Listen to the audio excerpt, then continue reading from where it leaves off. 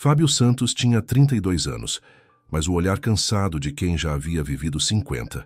Alto, com músculos definidos pelo trabalho braçal, ele era o porteiro noturno do arranha-céu Aguiar Farma, na região da Avenida Berrini, em São Paulo. De dia, o edifício de 42 andares de vidro e aço fervilhava de executivos em ternos caros e negócios bilionários. De noite, era o reino solitário de Fábio. Ele ganhava apenas R$ 1.000 por mês para limpar 42 andares, esvaziar lixeiras e lustrar pisos que ninguém notaria o quão limpos estavam. Para os poucos funcionários que ficavam até tarde, Fábio era invisível, um fantasma no macacão azul que passava com seu carrinho de limpeza, que acenava educadamente quando lhe davam ordens e que nunca respondia aos comentários desdenhosos sobre seu trabalho. Mas Fábio tinha um segredo precioso que carregava consigo todas as noites. Sofia, sua filha de 6 anos. Olhos verdes como os dele, cabelo loiro cacheado herdado da mãe que os abandonara há 3 anos. Sofia dormia em um pequeno quarto improvisado nos fundos do prédio, que Fábio havia transformado em um refúgio. Ali havia um colchão, cobertores, seus bichos de pelúcia favoritos e livros ilustrados. Não era legal, Fábio sabia disso, mas não tinha escolha. Sua mãe, que cuidava de Sofia enquanto ele trabalhava, havia falecido repentinamente 6 meses antes. Não tinha parentes e o custo de uma creche noturna ou de uma babá engoliria mais do que ele ganhava. Ele levou Sofia para o trabalho, a escondeu e rezava para que ninguém a descobrisse. Sofia era incrivelmente comportada. Ficava no quarto, desenhava, lia, dormia cedo. Às vezes, Fábio a levava consigo para limpar os andares mais altos, quando tinha certeza de que não havia ninguém. Ela caminhava silenciosamente ao seu lado, inventando histórias que o faziam sorrir em uma vida que não oferecia muitos motivos. Ela era tudo o que ele tinha, a única pessoa no mundo que o via de verdade, não como o porteiro invisível, mas como Fábio, como papai. E ele faria qualquer coisa para protegê-la. Aquela noite de novembro estava fria. Uma neblina envolvia São Paulo. Fábio havia começado o turno normalmente. Sofia estava instalada em seu refúgio com pão e geleia para o jantar e um novo livro de contos. Não reclamava, nunca reclamava. Por volta das 23 horas, Fábio estava no 32º andar, quando ouviu o elevador se abrir. Estranho. Normalmente, após as 22 horas, o prédio estava vazio. Ele espiou no corredor e viu uma mulher saindo do elevador. Vestia um chamativo vestido vermelho, completamente fora de lugar em um edifício corporativo àquela hora. Saltos altos, cabelo loiro perfeitamente arrumado. Parecia ter acabado de sair de um evento de gala. Ela caminhava rápido, quase correndo, olhando constantemente para trás, como se estivesse sendo seguida. Fábio voltou ao seu trabalho. Não era problema dele. Havia aprendido que cuidar da própria vida era a única regra para sobreviver naquele emprego. 10 minutos depois, ele ouviu vozes, masculinas, agressivas, e em seguida, um grito feminino aterrorizado. Fábio largou o esfregão. Algo dentro dele, aquele instinto paternal que se aguçara nos últimos 6 anos de paternidade solo, saltou como uma mola comprimida por muito tempo. Correu em direção à escada de emergência, de onde vinham os sons. O que ele viu o congelou. A mulher de vermelho estava encurralada contra a parede por 3 homens vestidos de preto, com capuzes cobrindo seus rostos.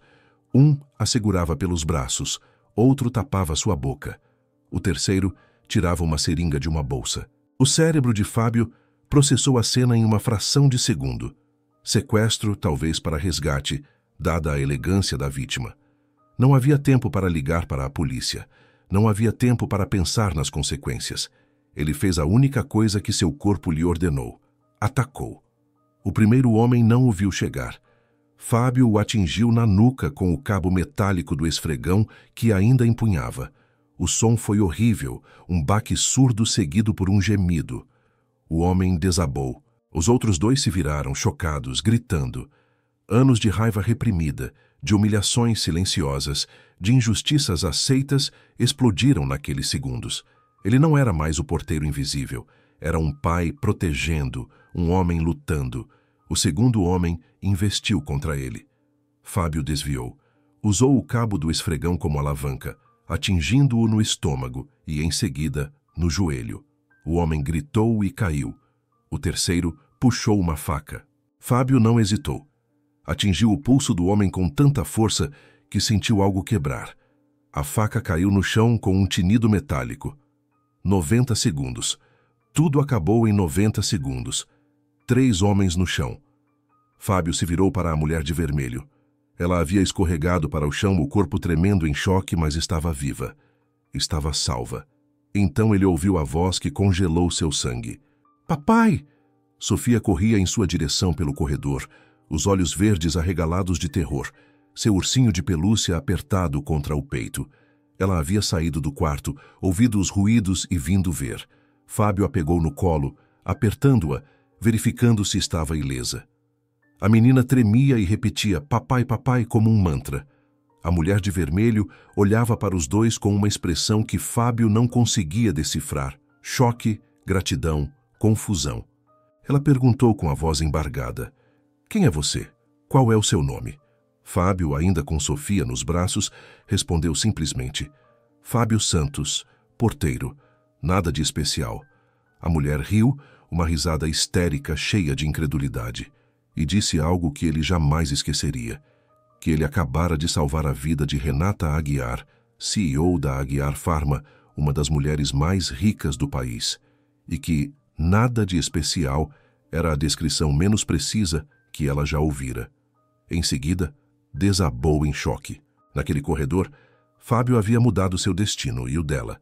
Fábio ligou para o 190, mantendo Sofia em seus braços e vigiando os 3 agressores caídos. As sirenes chegaram em minutos, e o edifício Aguiar Pharma se transformou em um caos. Agentes por toda parte, luzes piscando, ambulâncias levando os sequestradores algemados e feridos.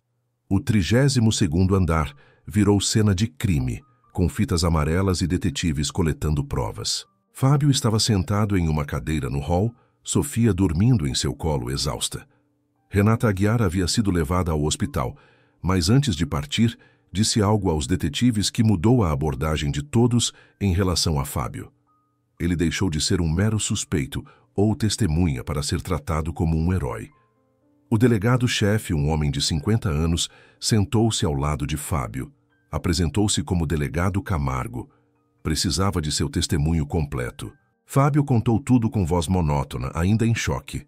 Como ouviu os gritos, viu a cena e atacou sem pensar. Quando Fábio terminou, o delegado fez a pergunta que ele temia. O que sua filha estava fazendo em um prédio corporativo às 11 da noite? Fábio olhou para Sofia dormindo e, pela primeira vez em 4 anos, disse a verdade completa.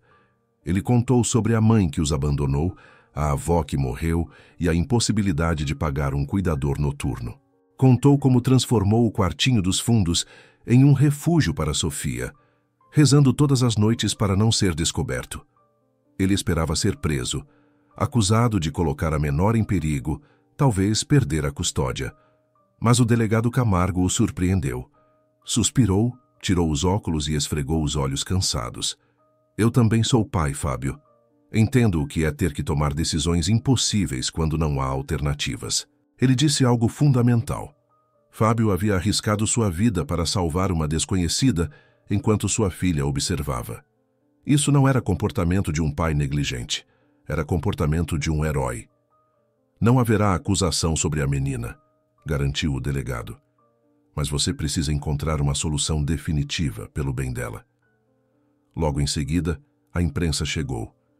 Alguém havia vazado a história e, mais importante, o vídeo das câmeras de segurança mostrava tudo.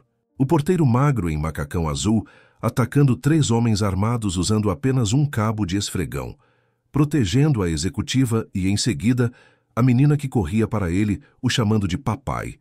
Era cinematográfico, era impossível, mas era verdade. Às 6 horas da manhã, quando o turno de Fábio deveria ter terminado, a história estava em todos os noticiários. Porteiro herói salva CEO multimilionária de sequestro. As redes sociais explodiram. O vídeo acumulou 10 milhões de visualizações. Fábio se tornou uma celebridade nacional e não sabia como se sentir a respeito. Às 7 da manhã, uma limusine preta parou em frente ao edifício. Dela saiu Renata Aguiar, que deveria estar no hospital, mas obviamente tivera alta. Ela vestia jeans e moletom sem maquiagem, parecendo uma pessoa completamente diferente da elegante mulher de vermelho da noite anterior. Ela pediu para falar com Fábio em particular. Sentaram-se no pequeno quarto que fora o refúgio de Sofia. Renata olhou para o colchão, os bichos de pelúcia e os livros de contos, e seus olhos se encheram de lágrimas. "Você salvou a minha vida, Fábio", disse ela. "Aqueles homens foram contratados por um grupo criminoso para um resgate de 50 milhões de euros. Se você não tivesse intervindo, eu estaria morta ou pior. Ela queria recompensá-lo, mas não com dinheiro. Com oportunidades, com uma vida melhor para você e Sofia." Fábio a olhou com desconfiança. "O que a senhora quer em troca?" "Ninguém dá nada sem querer algo." Renata sorriu tristemente. "Só quero uma coisa: a chance de ajudar alguém que realmente mereça. Em um mundo cheio de gente que me usa por meu dinheiro e poder, você foi a única pessoa em anos que arriscou tudo por mim, sem saber quem eu era, sem esperar nada."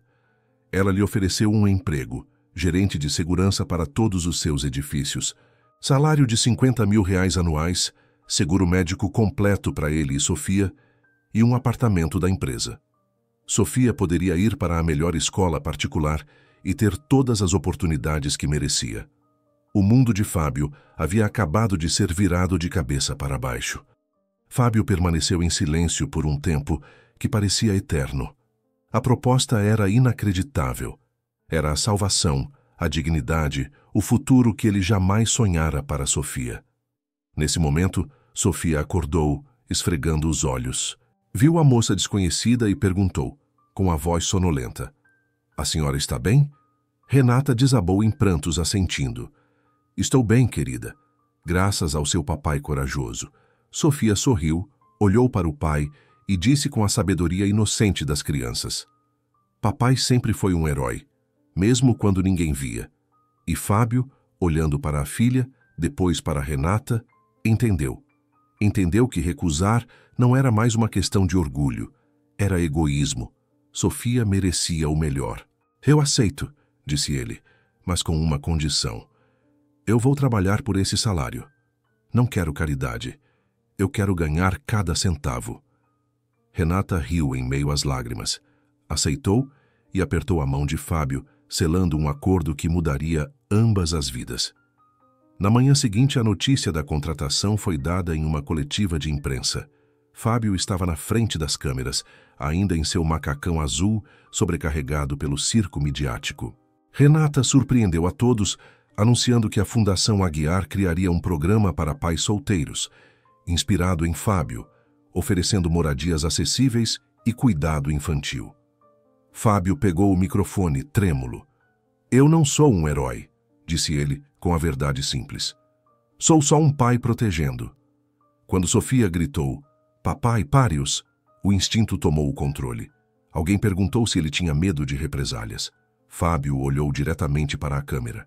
"Eu vivi anos com medo de perder o emprego, de não alimentar a Sofia. 3 criminosos não são nada comparados ao medo diário da pobreza." O silêncio foi ensurdecedor, seguido por aplausos.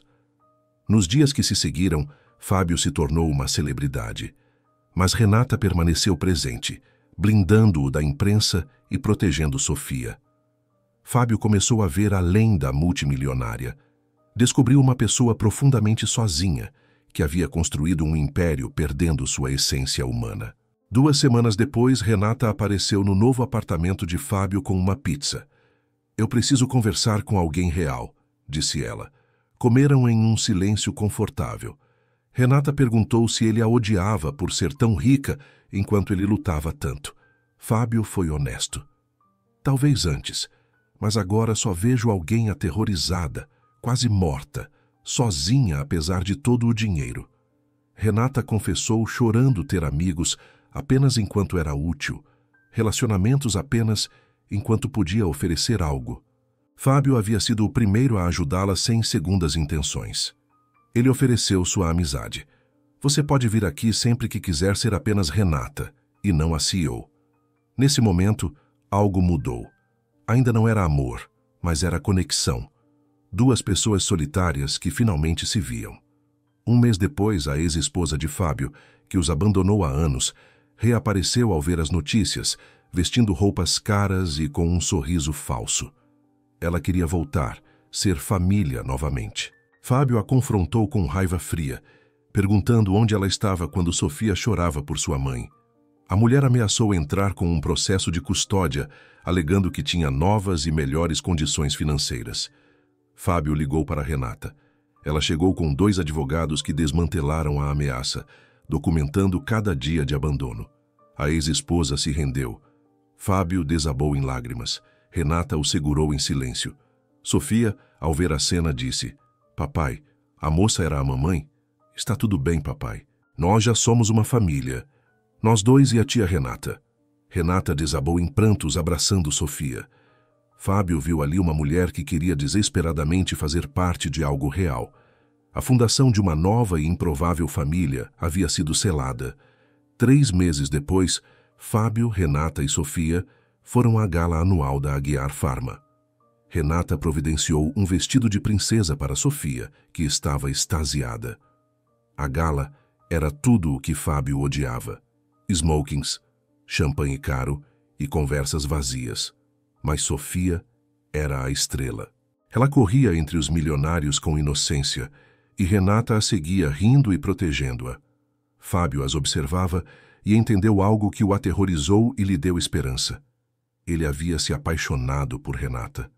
Não pela CEO, mas pela mulher que comia pizza no chão e ria com Sofia. Durante a gala, o tio de Renata, Dr. Raul, se aproximou de Fábio com uma oferta repugnante: R$2 milhões para desaparecer da vida de Renata. Ele alegou que ela deveria se casar com alguém do seu mundo, consolidar alianças. Fábio riu alto, atraindo olhares. Ele disse a Raul que não estava à venda, que Renata era a mulher mais forte que ele conhecia e que podia levar seus milhões. Renata, que havia testemunhado tudo, aproximou-se. Ela perguntou por que ele havia rejeitado o dinheiro. 2 milhões dariam tudo a Sofia. Sofia não precisa de milhões, respondeu Fábio, olhando para a filha que dançava e depois para Renata. Ela precisa de amor, estabilidade e exemplos de integridade. Tomar dinheiro para abandonar você ensinaria a ela que tudo tem um preço. E, talvez, eu não queira mais desaparecer da sua vida. Renata chorou. Em seguida, beijou Fábio na frente de todos. Milionários, conselheiros, jornalistas. Beijou o porteiro que salvou sua vida e sua alma. As fotos rodaram o mundo. 1 ano depois, Fábio, Renata e Sofia viviam em um apartamento modesto. Renata tomou uma decisão radical. Renunciou ao cargo de CEO, mantendo apenas um assento no conselho. Doou 70% de sua riqueza para a fundação que criara. Queria tempo para viver de verdade. Fábio ainda trabalhava em segurança, mas como consultor da fundação, ajudando famílias carentes. Sofia ia à escola pública e era feliz. Renata descobriu que preferia jeans à Prada e conversas reais a jantares de gala. Uma tarde, no balcão do apartamento, Renata perguntou a Fábio se ele se arrependia de algo. "Eu tenho tudo o que queria", disse Fábio, beijando-a. "Uma filha feliz, uma mulher que amo e a dignidade de ter vivido pelos meus valores." Renata apoiou a cabeça em seu ombro. "Você me ensinou a lição mais importante. A coragem não está em lutar contra criminosos. Está em viver cada dia com honestidade e proteger quem você ama." Anos depois, Sofia, já adolescente, perguntou se o pai havia sido realmente um herói naquela noite. Fábio disse que não. Apenas um pai assustado. Mas Sofia, sábia, disse: "Talvez isso seja exatamente o que significa ser um herói. Não buscar o perigo, mas enfrentá-lo quando é para proteger quem amamos." Assim, a história do homem invisível, do porteiro que salvou a multimilionária, tornou-se uma lenda, um lembrete poderoso de que as pessoas mais extraordinárias são as que vemos todos os dias sem notar. O amor verdadeiro não olha para contas bancárias, mas para o caráter, e que um único momento de coragem pode mudar 3 vidas para sempre.